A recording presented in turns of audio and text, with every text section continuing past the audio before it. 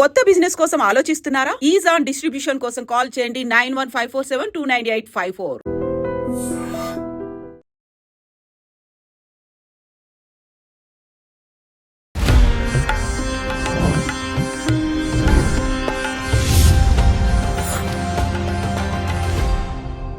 అమ్మ ఇక అందరం అంటే చిన్న పెద్ద అనే తేడా లేదు. మరి లక్ష్మీ అమ్మవారు లేకపోతే మనం లేము. ఏ పని ముందుకెళ్ళాలి అన్నా కానీ లక్ష్మీదేవి కటాక్షం అనేది ఉండాలి. మరి లక్ష్మీదేవి అమ్మవారి అలంకరణ ఎలా ఉండాలి? అమ్మవారికి ఇష్టమైన ప్రసాదాలు ఏంటి? లక్ష్మి అనగానే చక్కటి కళకి సూచన. నమస్తేస్తు మహామాయే శ్రీపీఠే సురపూజితే శంఖచక్ర గదాహస్తే మహాలక్ష్మీ నమోస్తుతే పద్మాసనే పద్మకరే సర్వలౌకైక పూజితే నారాయణ ప్రియదేవి సుప్రీత భవ సర్వదా. లక్ష్మీదేవి మీద కోకొల్లలైనటువంటి స్తోత్రాలు ఉన్నాయి. లక్ష్మి అనగానే ఒక ఐశ్వర్యం, ఒక కళ.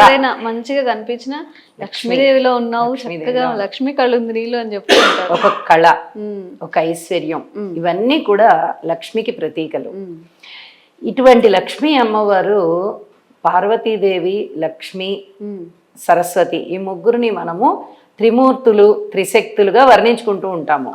అంటే శక్తి స్వరూపిణి పార్వతి, శాంత స్వరూపిణి సరస్వతి, అలాగే అంత భోగభాగ్యాలు ఇచ్చి ఐశ్వర్యప్రదమైనది లక్ష్మి అని.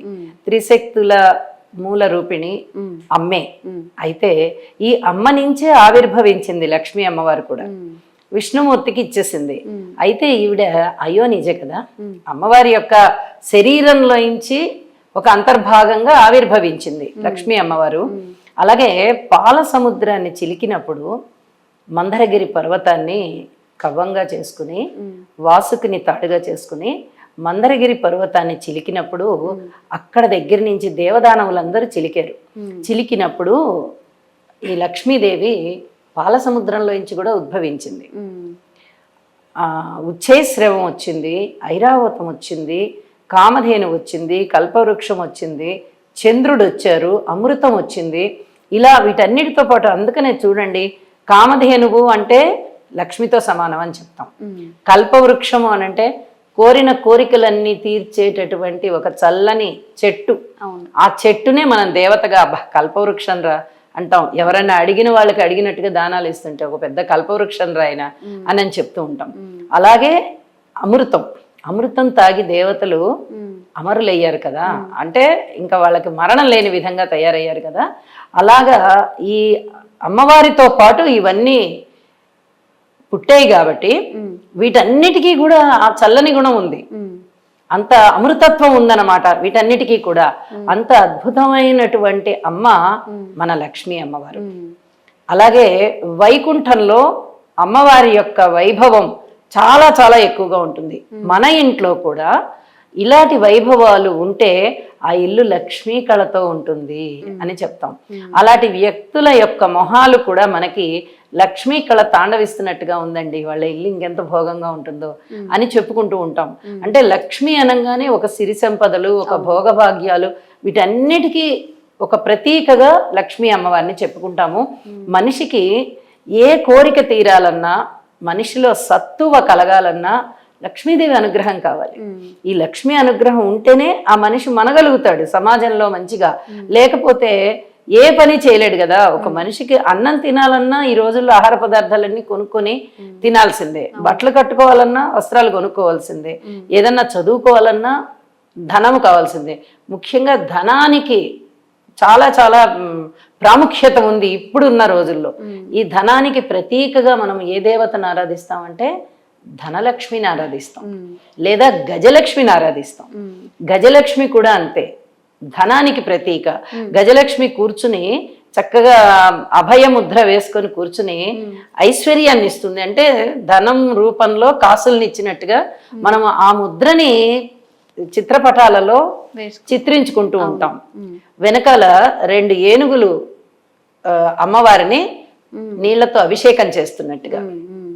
అంటే ఆవిడ ఒక అమ్మ, ఒక దేవత, ఒక అమోఘమైనటువంటి శక్తి కలిగి ధన దీనితో ఆవిడ మనం పూజ చేసుకుంటే ఆ రూపకంగా మనకి ఐశ్వర్యాన్ని ఇస్తుంది అనేటటువంటి ఆలోచనతో అమ్మని పూజిస్తూ ఉంటాం. ఇవి ఒక్కటి మాత్రమే ప్రామాణికం కాదు. అమ్మకి అస్సలైనది సౌభాగ్యం.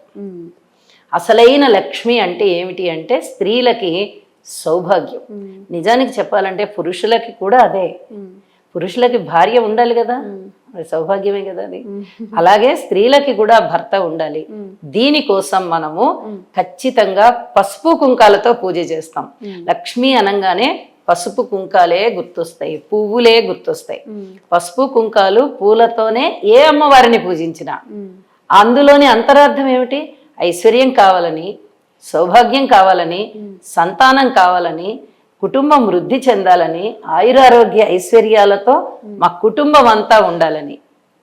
ఇందుకు గాను ప్రతీకగా మనము లక్ష్మీ అమ్మవారిని పూజ చేస్తాము. ఇతర ఏ దైవతాలని పూజ చేసినా కూడా పసుపు కుంకుమతో పూజ చేయడం అనేది చాలా చాలా ప్రసిద్ధి అన్నమాట. ఈ అమ్మవారి దసరా నవరాత్రులలో లక్ష్మీ అమ్మవారి అవతారం కూడా తప్పనిసరిగా మనం వేసుకుంటామండి. వేసుకుని లక్ష్మికి ఇష్టమైనది పాయసం కాబట్టి తప్పనిసరిగా పాయసం చేసి నైవేద్యం పెడతాము. ఎరుపు రంగు అంటే అమ్మకి చాలా ఇష్టం. ఎరుపు రంగు ఖచ్చితంగా కడతాము. అలాగే ఆకుపచ్చ అంటే కూడా చాలా ఇష్టంగా ఉంటుంది. ఆకుపచ్చ రంగు వస్త్రాన్ని కూడా అమ్మకి ధరింపజేస్తాము. అమ్మ ఆశీస్సులు తీసుకోవాలి. లక్ష్మీ అమ్మవారి అనుగ్రహం ప్రతి వారి మీద ఉండాలి. బ్రతకాలి కదా ముందర. అవును. విజయదశమి అంటేనే ఇప్పుడు వినాయక చవితికి చిన్నపిల్లలు పెద్దవాళ్ళనే తేడా లేకుండా ఎంత సంతోషంగా పండుగను జరుపుకున్నారో, నవరాత్రులు కూడా చక్కగా అందరు ఆడపడుచులు అందరూ కూర్చొని భజనలు చేయడం కానీ, నామాలను జపించడం కానీ చాలా ఉత్సాహంగా, అదొక ఆనందంగా పండుగ, మన ఆత్మ కనెక్ట్ అయిపోయినట్టుగా అలా చేసుకుంటూ ఉంటాం సంతోషంగా. మరి ఈ విజయదశమి రోజున అమ్మవారికి మొదలుగా చేసే అమ్మవారి అలంకరణలు మొదలుకొని చివరిగా చేసే అలంకరణ వరకు కూడా మీ ద్వారా వినాలని ఉంది. ఈ సంవత్సరం మొట్టమొదటగా ఈ దేవి నవరాత్రులు లేదా శరన్నవరాత్రులు, శారదా నవరాత్రులు, ఏదైనా పేరు పెట్టి పిలవండి, ఇవన్నీ కూడా అమ్మ పేర్లే. ఇవన్నీ కూడా దసరా పండుగలని సూచించేటటువంటి రోజులే. అయితే మొట్టమొదట బాలా త్రిపుర సుందరి నామంతో అమ్మ ఆ అలంకరణలో మనకి కనిపిస్తుంది. అయితే బాలా త్రిపుర సుందరి అనగానే పేరులోనే మనకి బాల అనేటటువంటిది స్ఫురించేస్తుంది. బాలా త్రిపుర సుందరి అవతారం చాలా విశిష్టమైనది. భండాసురుడు అనేటటువంటి రాక్షసుడు ప్రజల మీద, మునుల మీద, అలాగే దేవతల మీద, అందరి మీద దండెత్తి చాలా చాలా బాధలు కలిగిస్తూ ఉంటే ఆ బాధలని ఓర్చుకోలేని ప్రజలందరూ కూడా అమ్మవారి దగ్గరికి వెళ్ళి స్తుతిస్తారు. అమ్మ మాకు ఏమిటి ఈ బాధలు ఏమిటి, ఈ భండాసురుడి యొక్క చెర నుంచి మమ్మల్ని విముక్తి చెందించు అని అడిగితే, మీకు ఏమి భయం లేదు, మేము ఉన్నాను అని చెప్పి వాళ్ళందరి బాధని తీసేసి ఆవిడ అంటే అభయం ఇచ్చి తన నుంచి, తన రూపం నుంచి ఒక రూపాన్ని ఆవిడ ఆవిర్భవింపచేస్తుంది. ఆవిడే బాల. సాక్షాత్తు దేవి భగవతి నుంచి ఒక రూపం వచ్చేసింది. ఈ శరీరంలో నుంచి మరొక శరీరం వచ్చిందనమాట, చిన్న ఆకారం. అది బాల. ఈ బాలా త్రిపుర సుందరి వెళ్ళి అమోఘమైనటువంటి యుద్ధం చేసి ఆ భండాసురుణ్ణి దునుమాడి వస్తుంది. దేవతలందరూ పుష్పవాన కురిపిస్తారు. అంత ఆనందకరమైన విషయం. భండాసురుడు మరణించేశాడు కదా, సంహరించబడ్డాడు కదా. ఇక ఆనందంతో అందరూ పూజలు చేసుకుంటారు, అలాగే స్తోత్ర పారాయణాలు చేస్తారు. అంత అయిన తర్వాత అమ్మ శాంతించి మళ్ళీ వచ్చి అమ్మలో ఐక్యమైపోతుంది. ఈ బాల వచ్చి దేవి భగవతిలో ఐక్యమైపోతుంది. అయితే ఈ బాలకి విశిష్టత ఏమిటి అంటే, చాలా మందికి ఈవిడ ఇంటి ఇలవేల్పుగా ఉంటారు బాలకి. అలాగే బాల పూజ, కుమారి పూజ, సువాసిని పూజ, దంపతి పూజ, సుమంగళి పూజ, ఇలా రకరకాల పేర్లతో ఈ దసరా 9 రోజులు కూడా పూజలు చేస్తారు. అంటే స్వయంగా ఆ వయసు వ్యక్తుల్ని, ఆడపిల్లల్ని తీసుకుని వచ్చి పూజ చేస్తారు. అలాగా ఈ బాల పూజ కూడా చాలా విశేషమైనది. చిన్న వయసు పిల్లలు 5 ఏళ్ల నుంచి 10 ఏళ్ల వయస్సు మధ్యలో ఉన్నటువంటి ఆడపిల్లల్ని తీసుకొని వచ్చి చక్కగా వాళ్ళకి పసుపు రాసి బొట్టు పెట్టి సాక్షాత్ వాళ్ళకి సాక్షాత్తు అమ్మవారినే వాళ్ళు ఆ రూపంలో పూజిస్తున్నట్టు అన్నమాట. ఇది వ్యక్తి పూజ కాదు, అమ్మకి చేసేటటువంటి పూజ. ప్రతీకగా ఉన్నటువంటి బాలల్ని తీసుకొచ్చి స్వయంగా పూజ చేయడం, వాళ్ళకి కావలసిన వస్తువులు ఇస్తే వాళ్ళు ఎంత ఆనందపడతారండి. చిన్న పిల్లలకి ఆట వస్తువులు ఇచ్చి, చిన్న చిన్న గౌన్లు వాళ్ళు వేసుకునేటటువంటి మంచి రంగు గౌన్లు ఇచ్చి, తర్వాత కాళ్ళకి సాక్స్ అని, చేతులకి గాజులని, తిలకము, కాటుక ఇట్లాంటివన్నీ ఇస్తే వాళ్ళు ఎంతో మురిసిపోతారు కదా. ఆ విధంగా మనం ఆశీస్సులు తీసుకున్నట్టు అనమాట. అలాగే ఆశీస్సులు తీసుకుని వాళ్ళు ఆ బాల పూజని, ఈ సాక్షాత్తు ఈ బాలే ఈ బాల, ఆ బాలా త్రిపుర సుందరే ఈ బాల రూపంలో అని చెప్పి చాలా చాలా ఆనందపడతారు. అలాగే బాలా త్రిపుర సుందరే ఇంట్లో తిరుగుతోంది అన్నట్టుగా ఆ బాలని సాక్షాత్తు బాలా త్రిపుర సుందరిగా పూజిస్తారు. ఇక్కడ మనం ఇంకొకళ్ళ గురించి కూడా చెప్పుకోవాలి. తాడేపల్లి రాఘవ నారాయణ శాస్త్రి గారని ఒక మహాద్భుతమైనటువంటి, ఆయన్ని ఒక విధంగా చెప్పాలంటే యోగి పుంగవుడు అని చెప్పాలి. ఆయన ఉండేవారండి. దాదాపు మా చిన్నప్పటి వరకు కూడా ఆయన ఉన్నారు. అయితే ఆయన గురించి కథలు అవి చదివినప్పుడు సాక్షాత్తు బాల వాళ్ళ ఇంట్లో తిరిగేదిట. ఆయన బాలా త్రిపుర సుందరి ఉపాసకులు. సాక్షాత్తు బాల తిరిగేది ఇంట్లో, ఆయన పిలిస్తే పలికేది. ఈయన సమయానికి భోజనం పెట్టకపోతే నాకు ఇంకా భోజనం పెట్టలేదేంటి అని అడిగేవారు. అలాగే ఇంట్లో అభిషేకం చెయ్యకపోతే ఇంకా అభిషేకం చేయవేంట్రా, సమయం అవుతోందిలే అనేవారట. అంతగా ఆయన జీవితంలో బాల మమేకమైపోయారు. అంటే ఆయన ఎంత ఉపాసన చేస్తే బాలా త్రిపుర సుందరి వాళ్ళ ఇంట్లోనే ఉంటారండి. ఇలాంటి ప్రాతస్మరణీయులు వాళ్ళు. ఇలాంటి యోగి పుంగవుల గురించి మనం ఖచ్చితంగా ఒక మాట అయినా మాట్లాడుకోవాలి. అంటే ఎందుకంటే అందరికీ తెలియాలి కూడా. వీరు మరణించినప్పుడు ఆయన యొక్క భౌతిక కాయానికి ఎప్పుడైతే నిప్పు అంటించారో వెంటనే ఒక వెలుగు ఆయనలోంచి ఆకాశంలోకి వెళ్ళిపోయిందిట. అది బాలా త్రిపుర సుందరే అని చెప్పి అప్పుడుండి చూసిన వాళ్ళు కూడా వాళ్ళ అనుభవాలు ఆ పుస్తకంలో రాశారండి. బాలా త్రిపుర సుందరి ఉపాసన చేస్తే ఆవిడ ఇవ్వనిదంటూ ఏమీ లేదు, ఆధ్యాత్మికంగా బాగా మనని బాగా వృద్ధి చేసేస్తారు. అలాగే ఆ బాల రూపంలో మనని ఎంతో ఆనందింపజేస్తారు. మనం పసిపిల్లల్ని చిన్నపిల్లల్ని ఎత్తుకున్నప్పుడు వాళ్ళని ఆడిచ్చేటప్పుడు ఎంత బాగా సంతోషపడతాం. ఎటువంటి కల్మషం లేని వాళ్ళు కదా వాళ్ళు.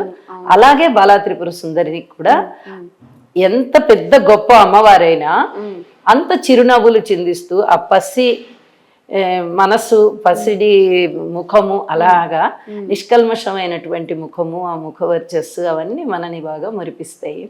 అలాగే పరికిణి జాకెట్ వేసి అలంకరిస్తారు.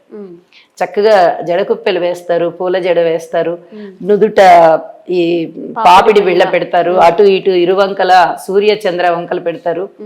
చక్కగా తలలో మంచి పూల జడతో పాటు ఎక్కువ పువ్వులు పెట్టి మెడలో అన్ని హారాలు వేసి అద్భుతంగా ఉంటుంది బాలరూపం. అసలు అమ్మవారికి ఏం తక్కువ. తవ్వుతున్న శివలింగం సరే దాన్ని అట్లా కప్పేసేయండి, చూపించదండి. Krishna is there. మూర్తి పూజ కాదు, సాక్షాత్ బ్రజేంద్ర నందన భగవాన్ ఉన్నారు మూర్తులు. ఏమీ ఆశించకుండా ఆరాధించే వాళ్ళు కూడా ఉన్నారా ప్రభుజీ? నిజమైన భక్తి అంటే మనకు తెలియదు కాబట్టి